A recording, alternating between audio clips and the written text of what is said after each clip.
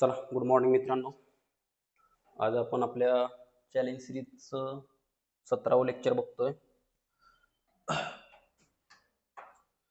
बघा मित्रांनो, आज आपण महत्त्वाच्या अंतरिक्ष आणि संरक्षण घडामोडी बघणार आहोत. चला बघा मित्रांनो, पहिली घडामोड, MiG-21 हवाई दलातून निवृत्त झालेला आहे. MiG-21 हवाई दलातून निवृत्त झालेला आहे. महत्वाची घडामोड आहे मित्रांनो.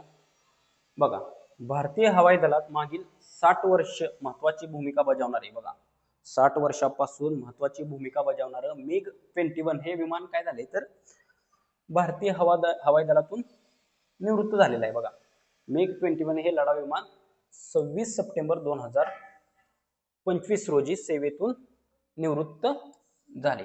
बघा, महत्वाची घडामोड आहे. 60 वर्ष सेवा दिलेली आहे, त्यातूनच हे MiG-21 आपल्या हवाई दलातून निवृत्त झालेला आहे. थोडं ध्यानात घ्या, नुकतंच आपल्या हवाई दलातून कोणतं विमान निवृत्त झालं, कोणतं फायटर जेट निवृत्त झालं, असा जर प्रश्न विचारला तर त्याचं उत्तर आहे मित्रांनो MiG-21. बघा मित्रांनो, MiG-21 हे विमान होतं ते आपण घेतलेलं रशियाकडं. त्या कॉन्टेस्टनी तुम्हाला प्रश्न विचारला जाऊ शकतो, थोडं ध्यानात ठेवा. पुढे बघा,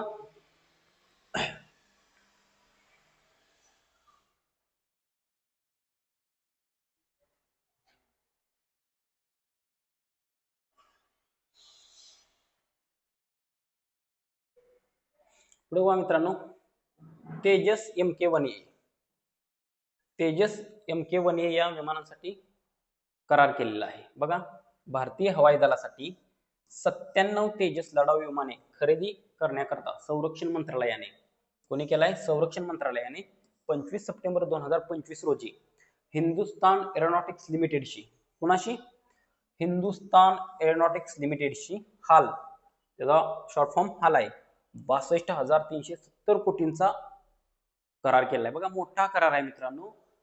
62,370 कोटी रुपयांचा करार आहे. त्या दृष्टिकोनातून हे महत्वाची घडामोड आहे आणि 97,000 तेजस लढाऊ विमान खरेदी करणार आहेत. आणि बघा, ही तेजस MK-1A आहे ना, हीच विमान आहेत ते जी MiG-21 या लढाऊ विमानांची जागा घेणार आहेत. मित्रांनो, MiG-21 आणि तेजस MK-1A ह्या दोन्ही घडामोडी महत्वाच्या आहेत. तुम्हाला सरळ सरळ प्रश्न विचारला जातो, तेजस MK-1A या विमानांची निर्मिती कोणती कंपनी करणार आहे मित्रांनो, कंपनी कोणती करणार आहे असा जर प्रश्न विचारला तर त्याचं उत्तर असणार आहे हिंदुस्तान एरोनॉटिक्स लिमिटेड. कळलं, HAL म्हणते त्याला, हाल. आणि ह्याचेच एक प्रोडक्शन युनिट आहे आपल्या महाराष्ट्रातील कोणत्या जिल्ह्यात, तर तो जिल्हा आहे नाशिक. मित्रांनो, नाशिक जिल्ह्यात याचं एक प्रोडक्शन युनिट आहे. कळलं, नाशिक जिल्हा. नाशिक जिल्ह्यात जे फॉर्म भरतील त्यांच्यासाठी ही महत्वाची गोष्ट आहे. तेजस MK-1A या विमानांची निर्मिती कोणती कंपनी करणार आहे तर त्याचं नाव असणार आहे मित्रांनो हिंदुस्तान एरोनॉटिक्स लिमिटेड. कळलं, तर चला बघा पुढची घडामोड. बघा, एअरबस C-295 विमान. बघा, हे विमान ह्या विमानाचा जो काय म्हणते तो प्रकल्प होता तो महाराष्ट्रात होणार होता, नागपूरमध्ये, पण तो प्रकल्प सध्या गुजरातमध्ये गेलेला आहे. बघा मित्रांनो, हे विमान का महत्वाचं आहे. बघा, भारताला 2 ऑगस्ट 2025 रोजी स्पेन कडून 16 एअरबस C-295 लष्करी वाहतूक विमानांपैकी शेवटचे विमान मिळालेले आहे. कळलं, हे पण एअरबस C-295 महत्वाचं विमान आहे. कोणत्या देशाकडून मिळाले, बघा, स्पेन कडून. आणि आता त्याची इथून पुढची निर्मिती ही भारतातच होणार आहे, गुजरातमध्ये. एवढंही ध्यानात ठेवा मित्रांनो. बघा पुढची घडामोड बघा, अपाचे AH-64E हेलिकॉप्टर. बघा, अपाचे AH-64 हेलिकॉप्टर ही महत्वाची घडामोड काय तर भारतीय लष्कराला 22 जुलै 2025 रोजी हिंडन एअरबेसवर, कुठे, हिंडन एअरबेसवर गाझियाबाद, ओके, गाझियाबाद उत्तर प्रदेश, बघा गाझियाबाद उत्तर प्रदेश अमेरिकेकडून अपाचे हेलिकॉप्टरची पहिली तुकडी मिळालेली आहे. बघा कोणतं विमान आहे? Apache AH-64E helicopter. मग कोणत्या देशाकडून मिळालं असा प्रश्न येऊ शकतो आपल्याला. कोणत्या देशाकडून मिळाले? तर अमेरिकेकडून मिळालेलं आहे. कोणत्या देशाकडून मिळालेलं आहे? अमेरिकेकडून मिळालेलं आहे. अपाचे हेलिकॉप्टर ध्यानात ठेवा, अमेरिकेकडून मिळालेलं आहे. प्रश्न या कॉन्टेस्ट येऊ शकतो तुम्हाला. पुढे बघा, पुढे बघा मित्रांनो,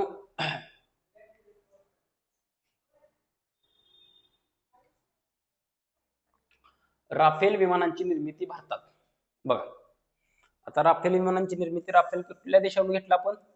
प्रश्न तुम्हाला विचारला जाऊ शकतो. राफेल कोणत्या देशातून घेतलेलं आहे? बघा राफेल विमानांची निर्मिती आता मित्रांनो भारतात होणार आहे. बघा राफेल लढाऊ विमानांच्या सांगाड्यासह महत्वाच्या सामग्रीची निर्मिती भारतात करण्यासाठी फ्रान्सची दसॉल्ट एव्हिएशन कंपनी, ही फ्रान्सची दसॉल्ट एव्हिएशन कंपनी ही मेन आहे कंपनी. हे राफेल विमान तयार करणारी मेन कंपनी कोणती आहे? फ्रान्सची दसॉल्ट एव्हिएशन कंपनी. आणि त्याच कंपनीचा भारतातल्या कोणत्या कंपनी बरोबर करार झालाय असाही प्रश्न तुम्हाला येऊ शकतो. तर त्या कंपनीनं भारतातील टाटा ऍडव्हान्स सिस्टीम लिमिटेड यांच्यात 5 जून 2025 रोजी करार झाला आहे. दसॉल्ट एव्हिएशन मध्ये आणि टाटा ऍडव्हान्स सिस्टीम लिमिटेडशी या दोघात करार केलाय आणि त्यानुसार राफेल विमानांची निर्मिती आता भारतात होणार आहे. एवढं ध्यानात ठेवा. राफेल आपण कोणत्या देशाकडून घेतलेत? फ्रान्स. कोणत्या देशाकडून घेतलेत? फ्रान्स. कळलं? फ्रान्स या देशाकडून घेतलेत. पुढे बघा, या करारानुसार प्रकल्प कुठे उभारणार आहेत हाही प्रश्न तुम्हाला विचारला जाऊ शकतो. या करारानुसार हैदराबाद मध्ये प्रकल्प उभारण्यात येणार असून 2028 पासून उत्पादन सुरू होईल. कळलं? बघा पुढे एक महत्वाचं आहे की राफेल विमानांची देशाबाहेर उत्पादन करण्याची फ्रान्स सरकारची पहिलीच वेळ आहे. म्हणजे आतापर्यंत हे राफेल विमान आहे ते फक्त आणि फक्त फ्रान्समध्येच तयार होत होते मित्रांनो. आता ते फ्रान्सच्या बाहेर पहिल्यांदाच म्हणजे कुठल्या देशात तयार होणार आहे? तर आपल्या भारत या देशात तयार होणार आहे मित्रांनो. एवढं ध्यानात ठेवा. महत्वाची गोष्ट आहे. राफेल विमान आपल्या हवाई संरक्षणाच्या दृष्टिकोनातून, हवाई ताकदीच्या दृष्टिकोनातून महत्वाचं विमान आहे. याची कॉन्ट्रोवर्सी भरपूर चालते. हे विमान सारखं चर्चेत असते, त्यामुळं याच्यावरती प्रश्न विचारण्याची शक्यता जास्त आहे. ध्यानात ठेवा. पुढे बघा,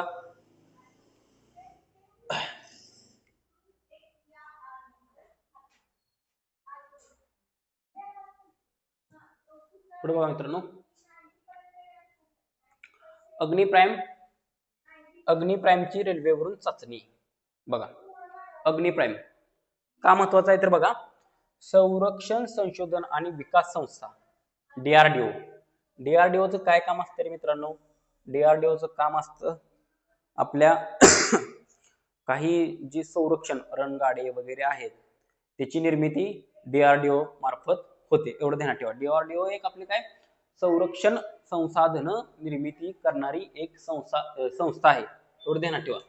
बघा संरक्षण संशोधन आणि विकास संस्था DRDO आणि स्ट्रॅटेजिक फोर्सेस कमांड SFC यांनी 25 सप्टेंबर 2025 रोजी पहिल्यांदाच, बघा हे महत्वाचं आहे, पहिल्या घटना तुम्हाला विचारतील. मग पहिल्यांदाच रेल्वे आधारित मोबाईल लॉन्चर मधून मध्यम पल्ल्याच्या अग्निप्राईम क्षेपणास्त्राची यशस्वी चाचणी घेतलेली आहे. कोणी घेतली? DRDO आणि स्ट्रॅटेजिक फोर्सेस कमांड या दोघांनी घेतलेली आहे. बघा पहिल्यांदाच घेतलेले रेल्वे आधारित मोबाईल लॉन्चर मधून मध्यम पल्ल्याच्या अग्निप्राईम क्षेपणास्त्राची चाचणी. बघा पहिल्यांदाच घेतलेले. कळलं? पहिल्या घटना असते ते महत्वाचे असतात, त्यामुळं ह्या गोष्टी ध्यानात ठेवा. पुढे बघा, रेल्वे आधारित मोबाईल लॉन्चर मधून चाचणी घेण्यात आलेले हे पहिले भारतीय क्षेपणास्त्र ठरले आहे.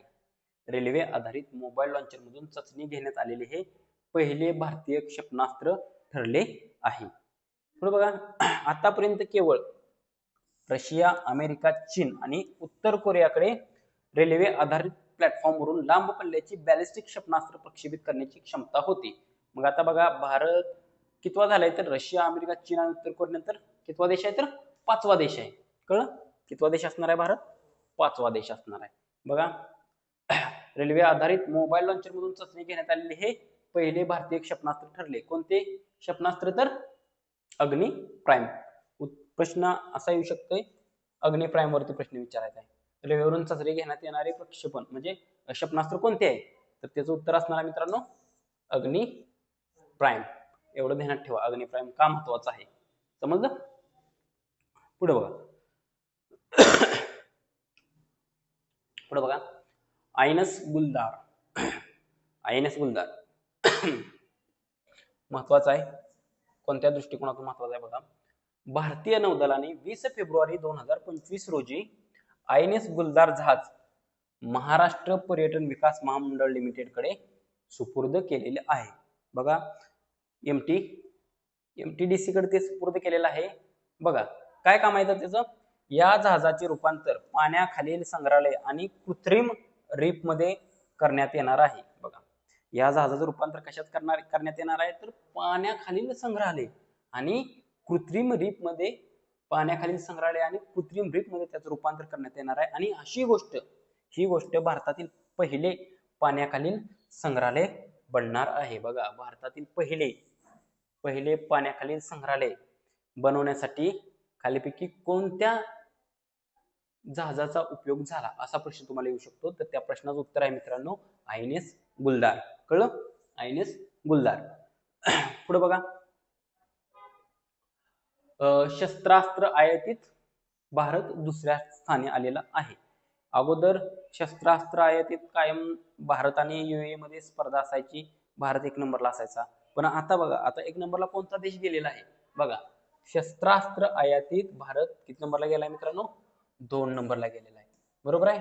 भारत संरक्षणावर भरपूर खर्च करतो. त्या दृष्टिकोनातून महत्व. बघा, अहवाल कोणी सादर केलाय रे? अहवाल जागतिक शस्त्र, अहवालाचं नाव काय? जागतिक शस्त्र हस्तांतरण अहवाल. आणि अहवाल सादर करणारी संस्था कोणती आहे? तर Stockholm International Peace Research Institute या संस्थेने काय केले? तर हा अहवाल प्रसिद्ध केलेला आहे. बघा, सिप्री म्हणतात त्याला. सिप्री स्वीडन मधली संस्था आहे. कळलं? अहवाल काय आहे? तर जागतिक शस्त्र हस्तांतरण अहवाल 2025. बघा, 2020-24 या काळात भारत जगातील दुसऱ्या क्रमांकाचा सर्वात मोठा शस्त्रास्त्र आयातदार देश ठरला. बघा, कितवा? दुसऱ्या क्रमांकाचा. जागतिक आयातीत भारताचा वाटा किती आहे रे मित्रांनो? 8.3% आहे. कळलं?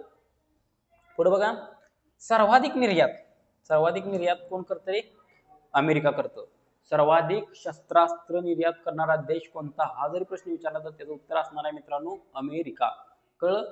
2 नंबरला फ्रान्स आहे. आपण अमेरिकेकडूनही मोठ्या प्रमाणात संरक्षण साहित्य, विमाने म्हणा, अपाचे हेलिकॉप्टर आपण मागाशी बघितलेलं, अशा भरपूर गोष्टी आपण अमेरिकेकडून घेतो. फ्रान्सकडून आपण रफेल वगैरे अशा गोष्टी घेतलेल्या आहेत.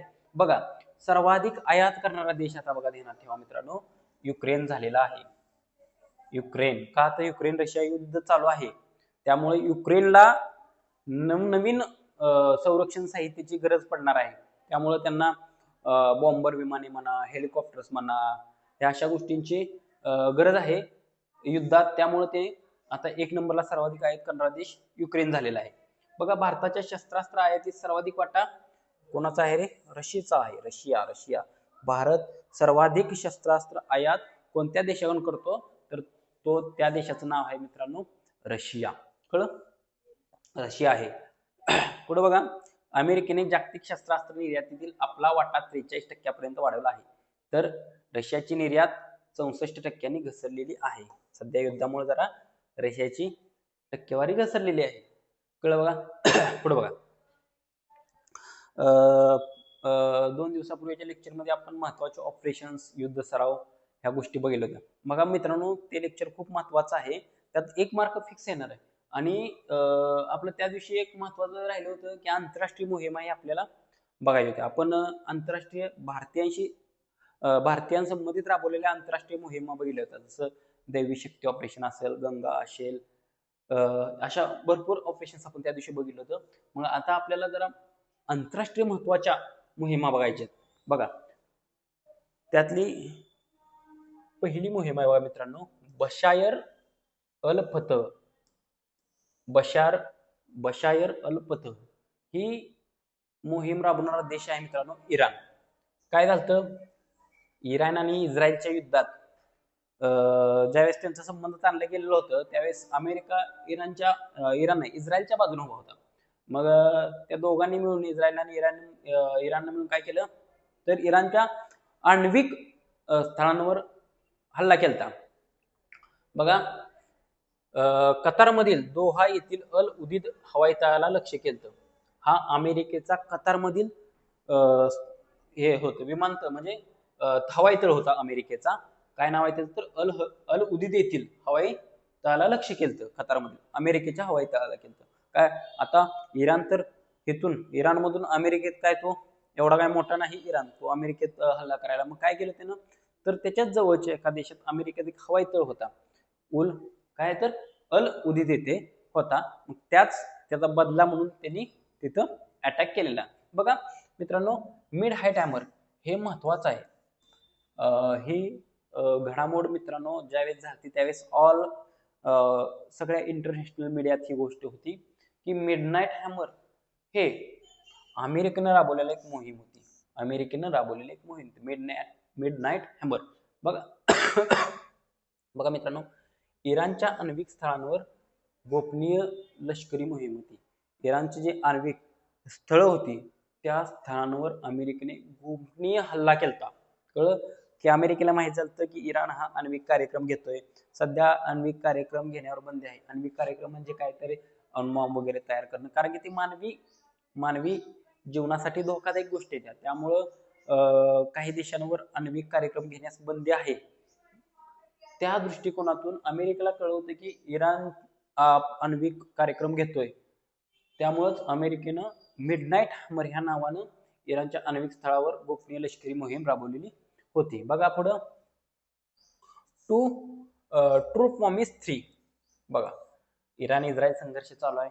मग ट्रू प्रॉमिस 3 ही इराणनं राबवलेली एक मोहीम आहे.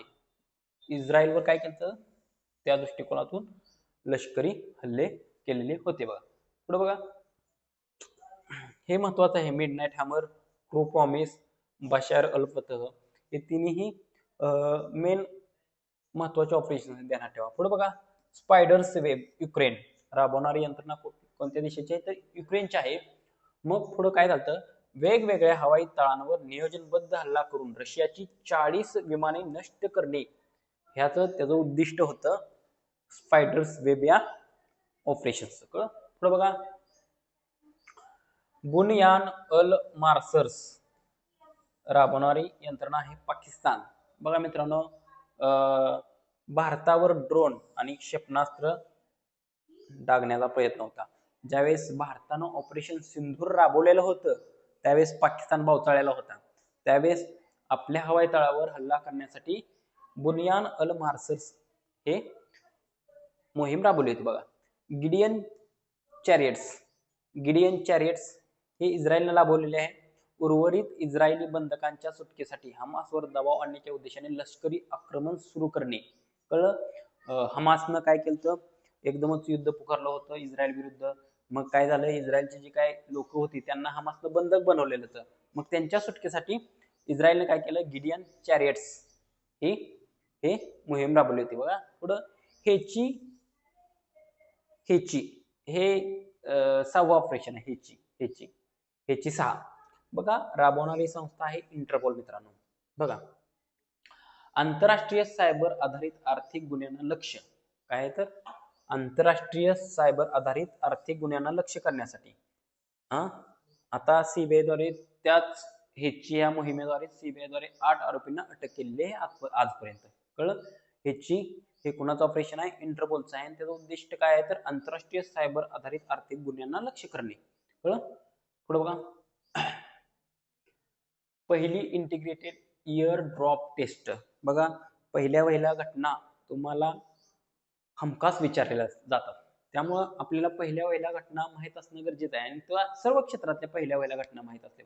विज्ञान मधल्या, तंत्रज्ञान मधल्या, अंतरिक्ष मधल्या, संरक्षण मधल्या, राजकीय मधल्या म्हणा, आंतरराष्ट्रीय मधल्या म्हणा, महाराष्ट्रातल्या महत्वाच्या म्हणा, सगळ्यात माहीत असणं आपल्याला गरजेचं आहे. पुढे बघा भारतीय अंतराळ संशोधन संस्थेने म्हणजे कुणी इस्रोने 24 ऑगस्ट 2025 रोजी गगनयान मोहिमेसाठी बघा गगनयान मोहिमेसाठी एकात्मिक एअरड्रॉप टेस्टची चाचणी घेतलेली आहे बघा एकात्मिक एअरड्रॉप टेस्ट हे कशाशी संबंधित आहे तर याचं उत्तर आहे मित्रांनो गगनयान मोहीम कळलं काय आहे तर गगनयान मोहीम पुढे बघा भारतीय हवाई दलाच्या चुनूक हेवी लिफ्ट हेलिकॉप्टरचा वापर करून म्हणजे पहिली इंटिग्रेटेड एअरड्रॉप टेस्ट करण्यासाठी कोणत्या हेलिकॉप्टरचा वापर केला तर चिनूक याच्यावरती प्रश्न तुम्हाला येऊ शकतो चिनूक पुढे बघा सुमारे 3 किलोमीटर उंचीवरून हे क्रू मॉडेल सोडण्यात आले होते ठिकाण कुठं होते रे बघा सतीश धवन अंतराळ केंद्र श्रीहरिकोटा महत्वाचं आहे अंतराळ केंद्र आहे भारताचं सतीश धवन कुठं आहे तर ते श्रीहरिकोटा येथे आहे ध्यानात ठेवा कळलं पहिली इंटिग्रेटेड एअरड्रॉप टेस्ट कशाशी संबंधित आहे गगनयान मोहिमेशी संबंधित आहे त्याच्यासाठी हेलिकॉप्टर कुठलं वापरलं होतं चिनूक हेलिकॉप्टर वापरलं होतं आणि ठिकाण कोणतं तर सतीश धवन अंतराळ केंद्र श्रीहरिकोटा कळलं पुढे बघा आता हे एक नाव महत्वाचं आहे बघा शुभांशु शुक्ला हे नाव महत्वाचं आहे मित्रांनो बघा शुभांशु शुक्ला हे नाव महत्वाचं आहे बघा शुभांशु शुक्ला बघा अंतराळात प्रवास करणारे 634व्या अंतराळवीर हे महत्वाचं नाही पण महत्वाचं काय आहे बघा आंतरराष्ट्रीय अंतराळ स्थानकात ISS वर जाणारे पहिले भारतीय आहेत काय आंतरराष्ट्रीय अंतराळ स्थानकात ISS वर जाणारे पहिले भारतीय आहेत कोण शुभांशु शुक्ला हे नाव माहित असणं गरजेचं आहे तुमच्यासाठी कारण की यांनी एक्झाम 4 मिशन अमेरिकेच्या एक्झाम 4 या मिशनचे हे एक सदस्य होते भारताचे एक सदस्य होते शुभांशु शुक्ला एवढं ध्यानात ठेवा मग आंतरराष्ट्रीय अंतराळ स्थानकात ISS वर जाणारे त्याच मोहिमेअंतर्गत ते अंतराळ स्थानकात गेलते कोणती मोहीम होती एक्झाम 4 मिशन होतं एवढं ध्यानात ठेवा एक्झाम 4 हे मिशन पण ध्यानात ठेवा एक्झाम 4 पुढे बघा राकेश शर्मा यांच्यानंतर अंतराळात जाणारे दुसरे भारतीय ठरलेले आहेत राकेश शर्मा यांच्यानंतर जाणारे किती आहेत तर दुसरे आहेत एवढं ध्यानात ठेवा कळलं पहिले आंतरराष्ट्रीय अंतराळ स्थानकात जाणारे पहिले भारतीय आहेत पण अंतराळात जाणारे किती आहेत रे दुसरे आहेत बघा यांच्या शुभांशु शुक्ला हे महत्वाचे आहेत उत्तर प्रदेशचे आहेत ते आणि ह्यांच्या नावानं आता उत्तर प्रदेशनं अंतराळाच्या अभ्यासासाठी किंवा काही विकास करण्यासाठी त्या गोष्टीचा ह्यांच्या नावानं उत्तर प्रदेश सरकारने शिष्यवृत्ती सुद्धा आता ठेवलेली आहे पुढे बघा त्यांचा जन्म झाला 10 ऑक्टोबर 1985 ला लखनौ येथे उत्तर प्रदेश राज्यात कळलं त्यांचं शिक्षण काय एमटेक एरोस्पेस इंजिनिअरिंग कुठं झालं तर IIC बेंगलोर येथे झालेलं आहे बघा महत्वाचं तेवढं ध्यानात ठेवा आंतरराष्ट्रीय अंतराळ स्थानकात जाणारे पहिले भारतीय शुभांशु शुक्ला मोदींनी त्यांचं ऍडमायर केलं तर मोदींनी त्यांना म्हणजे कौतुक केलेलं होतं त्यामुळे ध्यानात ठेवा महत्वाची व्यक्ती आहेत पुढे बघा कुलशेखर पट्टिनम स्पेसपोर्ट बघा हे एक महत्वाचं स्पेसपोर्ट आहे मित्रांनो आपलं महत्वाचं स्पेसपोर्ट कुठलं आहे सतीश धवन श्रीहरिकोटा इथलं बरोबर आहे आता नंतर एक दुसरं भारतात आता स्पेसपोर्ट तयार व्हायला लागलेलं आहे ते बघा इस्रोचे अध्यक्ष व्ही नारायणन यांनी कुलशेखर पट्टणम येथे देशातील दुसऱ्या प्रक्षेपण संकुलाचे बांधकाम डिसेंबर 2026 पर्यंत पूर्ण होणे अपेक्षित असल्याचे 27 ऑगस्ट 2025 रोजी जाहीर केलं म्हणजे आता भारतातील दुसरं स्पेस स्टेशन कुठलं होणार आहे तर कुलशेखर पट्टिनम कळलं प्रक्षेपक संकुल होणार आहे ध्यानात ठेवा मित्रांनो पहिलं कुठं आहे रे कुठं आहे श्रीहरिकोटा येथे आहे आता दुसरं तयार करायला लागले कुलशेखर पट्टिनम येथे स्पेसपोर्ट तयार करायला लागलेले नाव ध्यानात ठेवा कुलशेखर पट्टिनम कळलं व्यवस्थित नाव ध्यानात ठेवा पुढे बघा मित्रांनो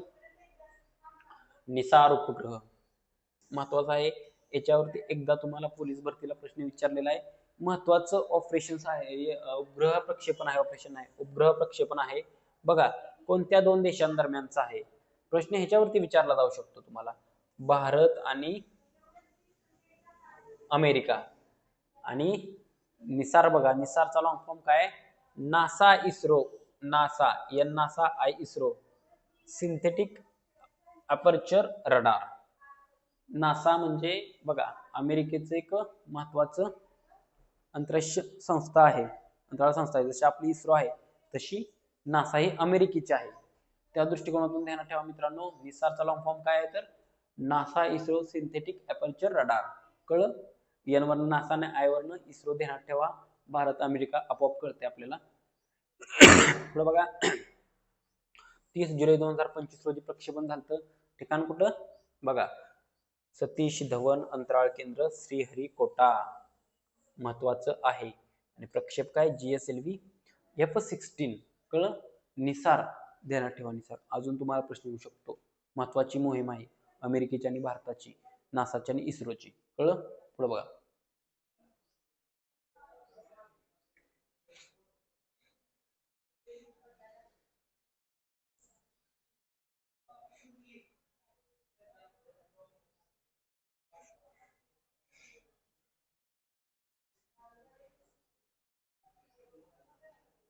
बघा इस्रोचे 100वे प्रक्षेपण.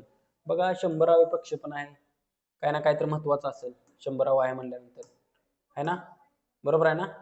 100वा आहे म्हणल्यावर काय ना काय महत्वाचं असेल. जसं शतक मारल्यावर क्रिकेटपटूंना किती महत्व असतं तसंच त्या शतकाला महत्व असतं. तसंच इस्रोचं 100वं प्रक्षेपण आहे, म्हणजे सेंचुरी केली इस्रोनं सुद्धा प्रक्षेपणात. कळलं? बघा आंतरराष्ट्रीय अंतराळ संशोधन संस्था इस्रो. इस्रोने 29 जानेवारी 2025 रोजी श्रीहरिकोटा येथील सतीश धवन अंतराळ केंद्रातून आपले ऐतिहासिक, बघा ऐतिहासिक हा शब्द महत्वाचा आहे, ऐतिहासिक 100वे प्रक्षेपण केले. आतापर्यंतच्या 100 प्रक्षेपणामध्ये इस्रोने 548 उपग्रह कक्षेत सोडलेले आहेत. किती? 548. हा आकडा महत्वाचा नाही, पण 100वे प्रक्षेपण इस्रोचं कुठून झालं? सतीश धवन अंतराळ केंद्र कुठं?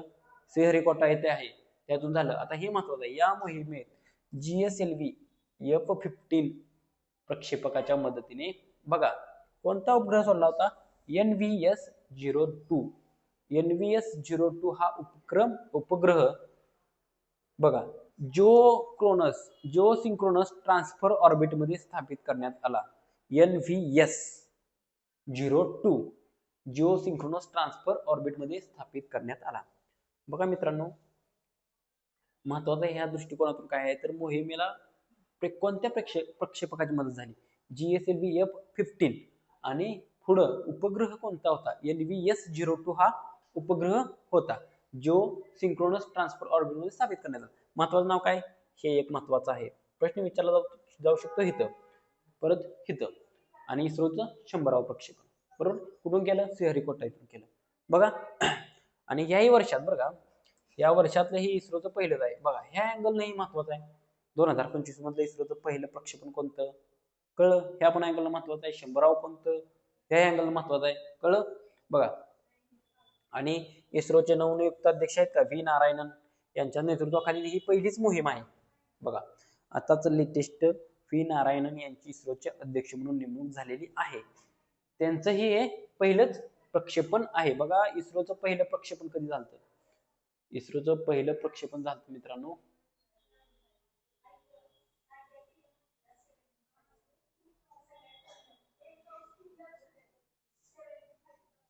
बघा पहिले प्रक्षेपण झालं मित्रांनो 10 ऑगस्ट 1979 ला. यानाचे नाव होतं SLV-3E10. कळलं? उपग्रहाचे नाव होतं रोहिणी. आता ह्याच्यावरती प्रश्न विचारला जाऊ शकतो तुम्हाला. इस्रोने पहिला लॉन्च केलेला उपग्रह कोणता? प्रक्षेपित केलेला उपग्रह कोणता? तर त्याचं नाव आहे मित्रांनो रोहिणी. कळलं? रोहिणी. बघा आता लेटेस्ट हे प्रक्षेपाची मदत केली GSLV F-15. हे काय तर Jio synchronous satellite launch vehicle. GSLV चा लॉंग फॉर्म तुम्हाला वेगळ्या पद्धतीने विचारला जाऊ शकतो पेपरला. फक्त GSLV चा लॉंग फॉर्म काय आहे असाही प्रश्न तुम्हाला विचारला जाऊ शकतो. Jio synchronous satellite launch vehicle. Jio synchronous satellite launch vehicle असा त्याचा काय आहे तर लॉंग फॉर्म आहे, एवढंही ध्यानात ठेवा. GSLVचे 17वे उड्डाण होते. स्वदेशी क्रायोजेनिक टप्प्यासह हे 11वे उड्डाण होते. क्रायोजेनिक इंजिनचा वापर यासाठी केलेला होता. बघा पुढे मित्रांनो, बघा आज आपलं महत्वाच्या ज्या काय IMP अंतरिक्ष घडामोडी होत्या त्या आपण आज घेतलेल्या आहेत. आपण मित्रांनो ही सिरीज डेली कंटिन्यू करतोय. तुम्हाला जेणेकरून येणाऱ्या परीक्षेत तुम्हाला ह्या सिरीजचा फायदा व्हावा हाच माझा उद्देश आहे मित्रांनो. जास्तीत जास्त करून तुम्ही लेक्चर्स बघा, आपल्या मित्रांना शेअर करा, आपला चॅनल सबस्क्राईब करा. धन्यवाद मित्रांनो.